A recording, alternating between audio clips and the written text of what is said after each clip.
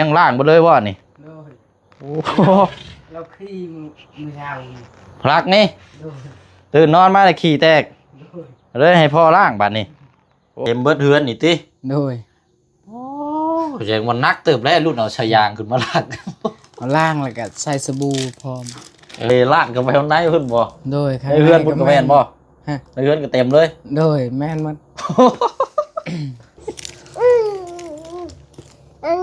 ดึกดึกดึกดึกดึกดึกดึกดึกดึก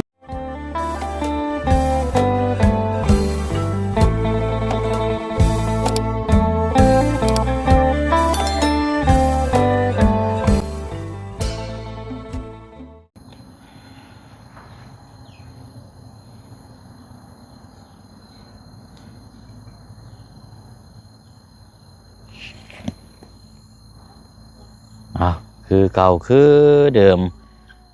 บรรยากาศยามเช้าอยู่หน้าบ้านเฮือนของทางพลักน้อยอีกคือเก่ามื้อนี้กันเนาะโอ้ประตูปิดตะมั่มอยู่ใต้ตารางใต้ทุนถือว่าสะอาดพี่น้องเนาะขัดเป่าถูโอ้เอาอันนี้กล่องขนมได้พี่น้องบ่แม่นกล่องปริศนากล่องขนมมาฝากพลักน้อยเอาพี่น้องเนาะ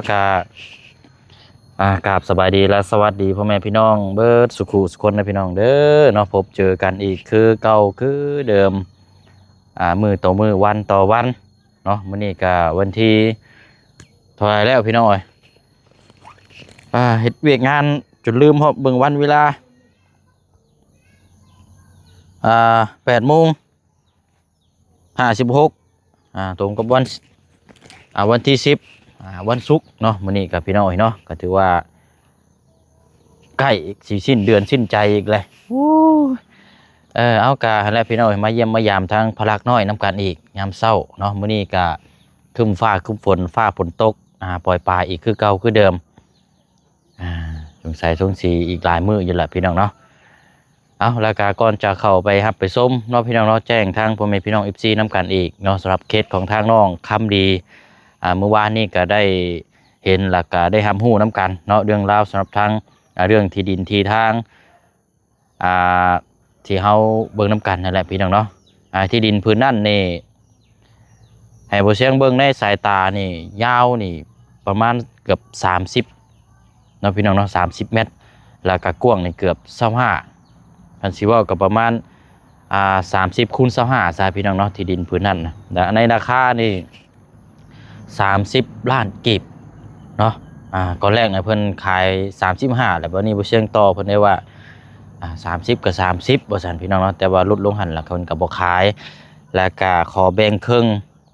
เพิ่นก็บ่ขายอีกเนาะพี่น้องเนาะเพราะว่าที่ดินอยู่หั่นน่ะมันเป็นที่ดินแปลงเดียวของเรา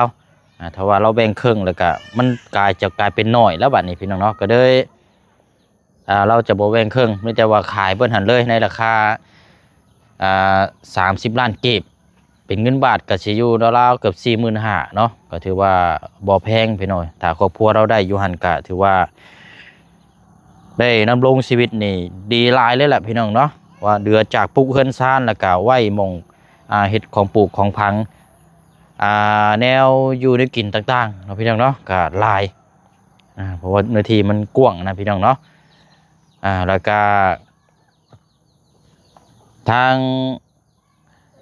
ยอดสมทบก็คือเก่าเนาะพี่น้องเนาะมี5 ล้านกีบคือเก่าที่ผู้เชี่ยวชาญได้แจ้งไปเมื่อวานนี่แหละพี่น้องเนาะแต่ว่ามีมาเพิ่มก็เดี๋ยวจะมาแจ้งพี่แจ้งน้องหับหูน้ำกันเนาะแต่ว่าพี่น้องเห็นดีน้ำสำหรับเคสของทางน้องคำดีนะพี่น้องเนาะก็พักดันเบิ่งแย่งน้ำกันเนาะพี่น้องเนาะเพราะว่าผู้เชี่ยวชาญก็เข้าไปคนเดียวแน่มีแต่ว่ามื้อนี้ก็อาจจะได้เข้าไปอยู่แต่ว่าก็บ่ฮู้ว่าเวลาใดเพราะว่ายินทางไอ้ปันแชทมาทางโทรศัพท์ว่าไปลำหน้ากับพ่อน้องคำดี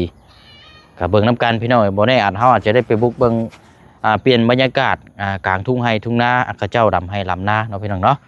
ติดตามเบิ่งน้ำกันไปอะไรเนาะก่อนอื่นมาพี่ก่อนบัดนี้เนาะใช่แน่ลงมาบ่ได้เห็นได้นางซึ่งแท้นี่บ่ไป เป็นนี่ไรเนาะทั้งอาเจืองกับอยู่เฮือนมื้อนี้พี่น้องเอ้ย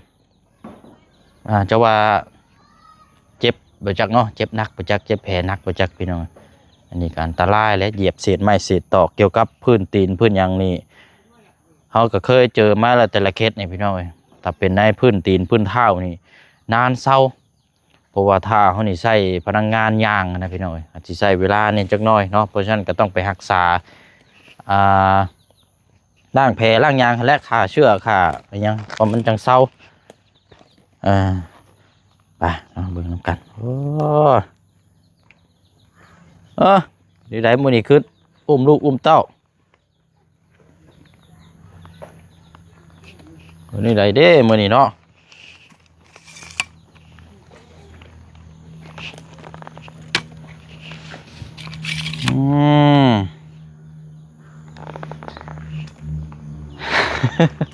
นั่งขบหมอกจุดปรับหน้ากล้องก่อนเฮ็ดใช่จุดนี้ปุ๊บตูกะเอาไปเอามาเดี๋ยวดึงแห้งเดี๋ยวมันจะดีดเข้าตาพุ่นเด้นี่โอ้โตได้ตารางเนาะเริ่มมามาบอันนี้โอ้เจ้าว่าเป็นคนล่างโอ้คือแบบนี้เห็นได้เฮาบาดนี่นอนบ่ทั้งหันกะอันเอาเรานอนอูหันไปยังซะเนาะอูผู้น้อยนะยันเปียกไปเทิงพุ่นแหละมันด่างมันเปียกยันว่าพลาดให้มันแห้งก่อนเฮ้ยอ๋อมาแต่งตัวรอแท้มันนี่ว้าใช่เสือเพิ่นลายเดี๋ยวซ้ำสิใช้เนาะเสือผ่าหน้าแพร่เพิ่นมาย่ำไรโดดเป็นแก๊สโย่ป๋อมันยังล่างบ่เลยว่านี่โอ้เราขี้มือเช้าพลักนี่ตื่นนอนมาเลยขี่แตกเลยให้พ่อล่างบัดนี้โอ้บุจบแล้วนี่ขี่ลาดเต็มบนเฮือนเลยบ่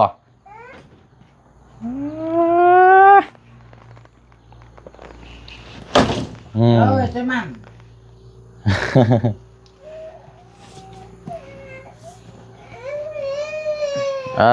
เนาะก็เลยอันน่าดึงสายยางมาอันนี้เนาะ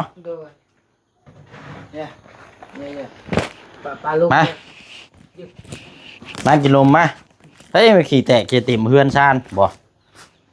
โอ้เลยลำบากพ่อบัดนี้เนาะ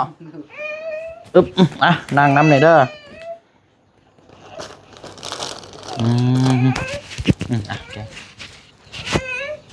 เอานี่ไรบัดนี้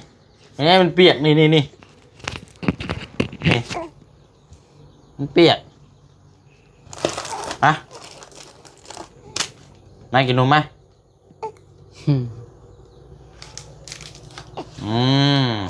แซ่บมาผีมาลุงแกมานั่งผีมานั่งมาผีเนาะแกบ่มาผีมาอย่ามาเช้าผู้นี้ก็ให้ผู้นี้ก็ให้บ่โดยนั่นให้ขี้แล้วนี่ให้ขี้แตกโดยเต็มเบิดเฮือนนี่ติโดยโอ้ยังมันนักเติบแล้วรุ่นเอาชายางขึ้นมาล้างเอาล่างแล้วก็ใส่สบู่พร้อมเอามาหอมได้ขนมมันนี่จ้าไหมกินแล้วบ่ข้าวเช้ากินแล้วล่ะไปกินเด้อมันจีแค่ในขนมนะฮะกินข้าวกับลายโอ้เนาะแต่ว่าช่วงระวังแต่ยุงอะไรเนาะเขาซื้อยาแล้วยาอุดยุงเพราะว่ายุงนี่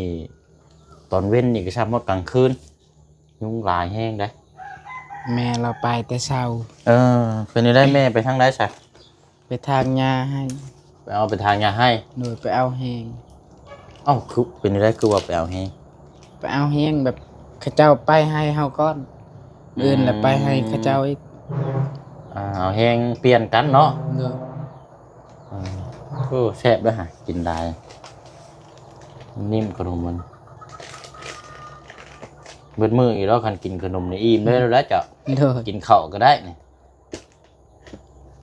มื้อนี้ก็ได้อยู่เอาลูกเนาะ โดย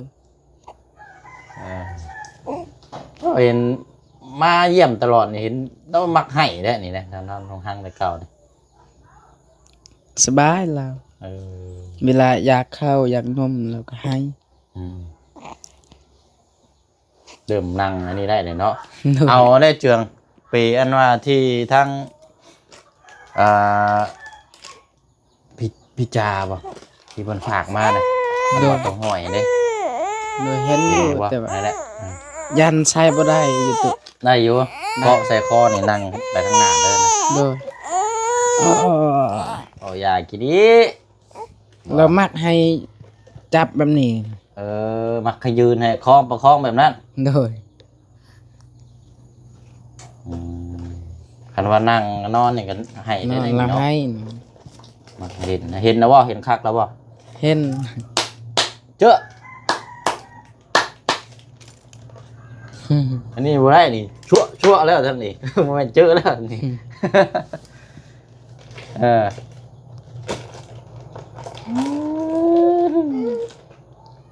โอ้มากินน้ำเลยเด้อ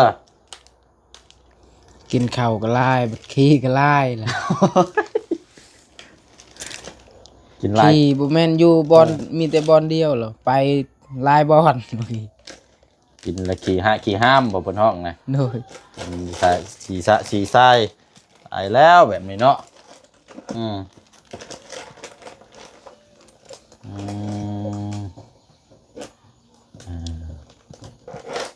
แต่ยับมาใกล้ๆอยู่หามาพี่มาพี่ยับมาพี่ ป้าปะแอมกาวอ่ะ แอมไหม กับเรากินข้าวเลยนะเนาะ เรากินข้าวอิ่มเอาอันนั้นเอาคั่วไข่ล่ะ เอาขั่ว โด ขั่วย ไข่ไก่ โดย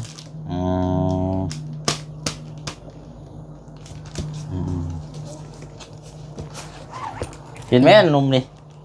แซ่บเบ้นี่โว้ยเอาเก็บไว้รถฉัดเชิงจะเอาไปกินต่อวางไว้หันละมีถุงยางอันนี้นะกับกินนุ่มได้เห็นแล้วเนาะ โดย นุ่ม น มั ม น ก็หมดปองหนึงเลยเรากิน แต่เช้ามานี่ได้ โดย โอ้ธรรมดาใช่อันนี้เนาะพอจังว่านั่นแหละใช่มามื้อหน้าบ่ซื้อขนมมาฝากได้ใช่มามื้อหน้าแต่มาเล่นซื้อก็พอละเนาะ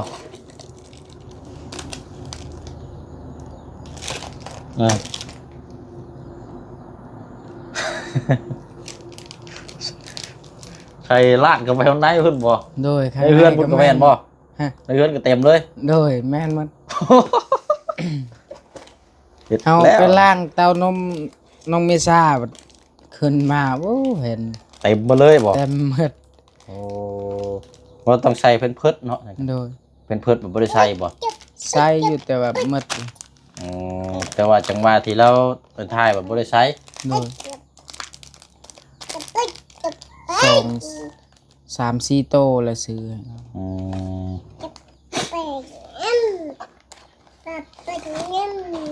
อิ่มท้องสบายตูดนั่นแหละผลห้องเนาะ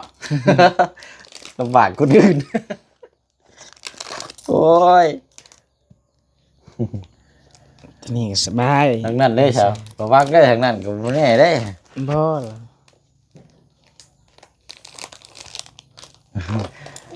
เป็นยังไงใส่ทั้งเพอันตีนเจาะไข่เติบแล้วบ่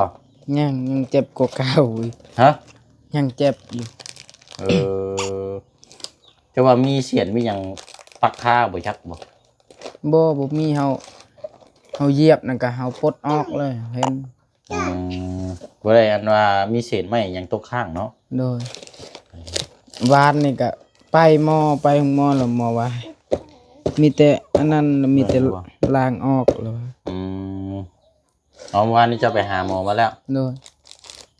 เลยล้างแผลล้างหยังกะ อันนี้เราต้องกินยาแก้ปวดน้ำแน่แล้วมันจังสียาแก้ปวดยาแก้อักเสบกินยาแก้อักเสบนี่ก็เศร้าแล้วเราบริกินยาเนี่ยมันแพ้มันก็อยากงานเศร้าธรรมชาติ กลางคืนนี่ก็นอนบ่หลับเจ็บตึง โอ้ปวดได้เกี่ยวเป็นกับเท้านี่เป็นกับพื้นเท้านี่มันนานเศร้าเพราะว่าเท้าเขามันทำงานเลย ยางก็ลำบากอะไรยาง ยาแก้ปวดกับแก้อักเสบนอนอูบ่นอนบ่ เราให้นอน นอนอูน้อยนะ โดยเบิ่งนอนแบบนี้ก็ยังหาย เนาะติดแล้วเนาะ เรามักให้จับยืนแบบนี้ จับไว้ชั้นน่ะติดใจเพิ่นเนาะ โดย นอนต้องเหมือนหูรถเนาะ นอนแล้วก็ให้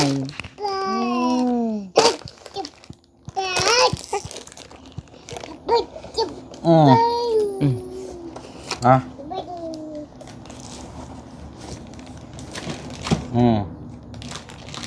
จังหน่อยน้องใหญ่นี่ประมาณ6-7 อันน่ะก็ได้3 เดือนเนาะ โดย 3 เดือนกับ3 มื้อก็อีกประมาณ7-8 เดือนนะ มีการยุ่มกันแน่นอน ทันกันอยู่แล้ว กันพลักได้อยู่เฮือนนี่เมษานี่นอนบ่หลับซ้ำแล้วเรานอนนี่มันดึงเต้น หยอกหน้านี่บ่ โดยกินกะเราขี่กับมดขาด ไปคิดได้สารภาพมาสารภาพมา ว่าโอ้คุณไปกอบน้องคนแบบนี้เด้อแบบนี้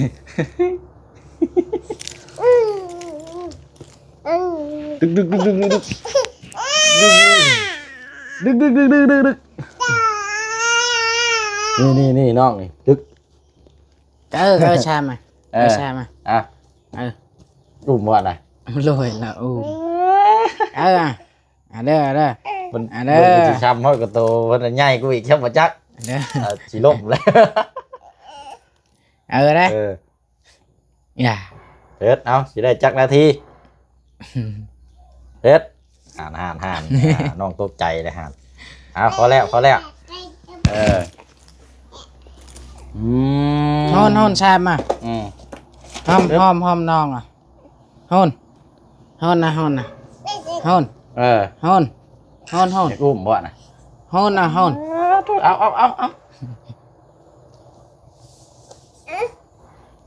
เรายังอุ้ม เพลงน้องเลยพี่น้องเธอเอาหอมเลยไปหอมแก้ม ฮอนใช่มาฮอนเลยโอ้ฮอนน่ะ ไป ฮอนน่ะ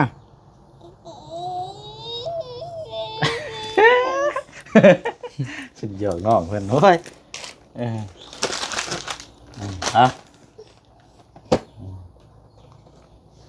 ใครอยู่มีได้อยู่นึกกินก็คือมีนมสิก็ตอนเช้ากินนมอิ่มแล้วก็บ่งี่เง่าปานใดเนาะ โดย น้อยกินอิ่มแล้วก็มีแต่หยอกมีแต่เล่นนั่นแหละมีน่ากินเลยขนมมาให้ก็ฮอดบ่กินจักกินน้อยเดียวนึงมีเศร้านี่ก็ไม่เล่นเรากินข้าว ฮึบ นั่น ฮึบเอาแม่นมน่ะไปจักน้ำหนักเท่าไหร่อันนี้เนาะ จักได้เฮาเต็ดหวานซื่อ เท่าไหร่แต่บ่10ช่อง 12 โล โดยเฮาไปซักน้องหา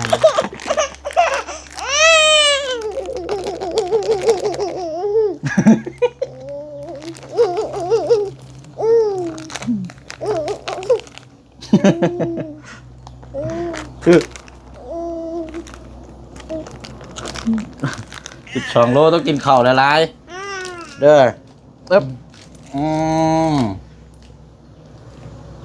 เอานั่นแหละเวียกงานแน่เบิ่งทางนี้นำเนาะ เสียหญ้ามันแล้วเจ้าเอ คัน อ พอตีเราคันแม่เมื่อเราบอกเด้อแม่ อันนี้บ่ โดย ฟ้องบ่น่ะ เราฮู้จักโอ้ มือนั้นแม่เราตีหัวเราแล้วเฮาเมื่อเราบอก บอกพ่อเอก โดย เออ เจ้าไว้เด้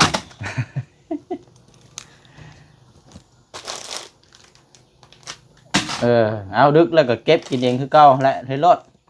เพื่อสบายใจเนาะเนาะว่าโยน้ำคือเปียกเนาะ โดย เต็มเบิดเลยเข้าไปฮอดในพุ่นอันชั่วก็ถือโอกาสล่างพื้นเฮือนเลยพอดีเลยเนาะ โดย ดีแล้วจ้ะนั่งแล้วก่อนมาจังหน่อยลุงกับไปแล้วโอเคนั่งจังหน่อยก่อนอันเขาเจ้ามาจดค่าน้ำบ่เมื่อวานนี้ โดย บ่ได้มาเก็บเมื่อวานนี้เนาะ จดแล้วก็เก็บค่าเฮาใส่หนี้ตอนนั้นน่ะ คือยินเราว่า2 เดือนใช่ไหม โดย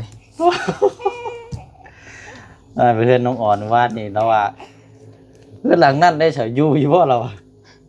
2 เดือน 2 เดือนนี่ท่านได้จ่ายค่าน้ำเราบอก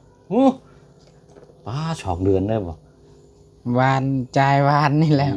จ่ายไปแล้ววันนี้เนาะ โดย เท่าไรนะรวม 2,900,000 อัน2 เดือนบ่ โดย 2,900,000เกือบ500 บาทเนาะสิว่ากัน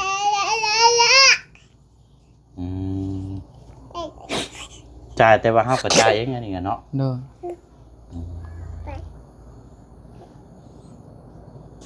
โอ้ยเพราะนะเบิ่งกระตูเนี่ยมันใหญ่กว่าเลยมันคิดไปอุ้มเขาอยู่ เจ้าก็ย่อยปรุงใส่ ใส่เสือเท่แท้หักอีดีเนี่ย นั่น มาขอเอาลึกมาเลยเพราะฉะนั้นขอครับ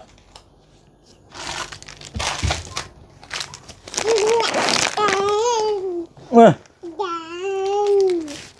หนูมือก่อน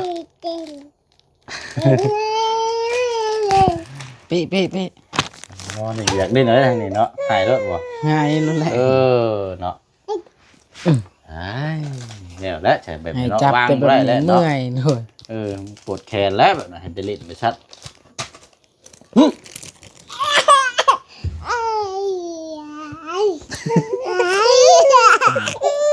อ๋อ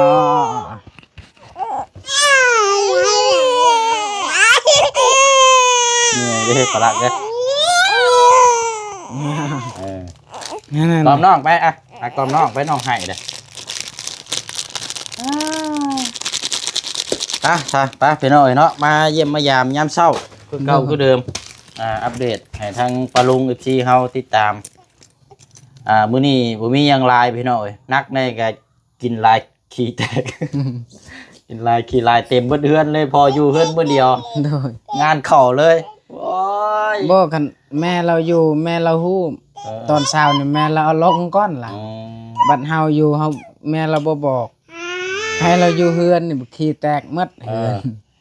ก็เลยจัดหนักเลยมื้อนี้เนาะ โดยกันแม่เราอยู่แม่เราเอาลงให้เล่นอยู่ในตารางขี่ก็สบายอยู่ จัดหนักเลยมาบ่เฮ็ด ได้ลากได้ ไปลุงไปก็แล้ววันนี้เด้อไปเวียกต่ออีกก่อน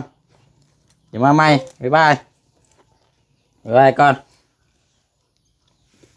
พออยู่เอามื้อนี้ก็พูดเลยเนาะเ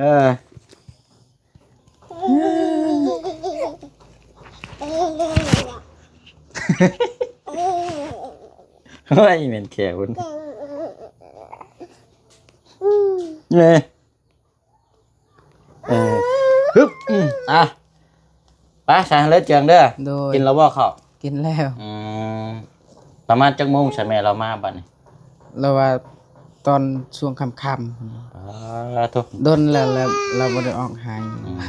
จีไหวบ่ซะไหวก็ต้องไหวเลยเนาะ โดยเบิ่งมื้อนี้ก่อน มันให้นี่โอ้ยเว้าแล้วให้นี่เด็กน้อยให้นี่เอาบ่ได้ โดย ให้เลือกเอาเฮ็ดเฮ็ดเวียกกลับมานี่เอาคนน้อยนี่ว่าเลือกเฮ็ดเวียกได้ดีกว่า โดย บ่ได้ได้พี่น้องยอมแล้วไปพอรักเด้อลุงไปเฮ็ดเวียกก่อน โดย บ๊ายบาย บ๊ายบายสบายดี เลยเอาเนาะโอเคไปพี่น้องเดี๋ยวพุ่นละเดี๋ยวมาดินน้ำไม้ บ๊ายบายหยุดบ๊ายบาย กำลังม่วนได้ฮะ โดย ไปปาเราอีก บ๊าย เด้ บาย เอาไม้มาผมมีนั่นเล่นครับ อันเปิดโทรทัศน์นั้นให้เบิ่งเนาะ แล้วเขาคบใคร ฮะ อันนั้นเป็นไทย ไฟลับบ่โอ้แมนอยู่เนาะอ้ายก็ลืมไปออกมาแกเฮือนกินนี่ก็มันไฟลับนะล็อกไปก่อน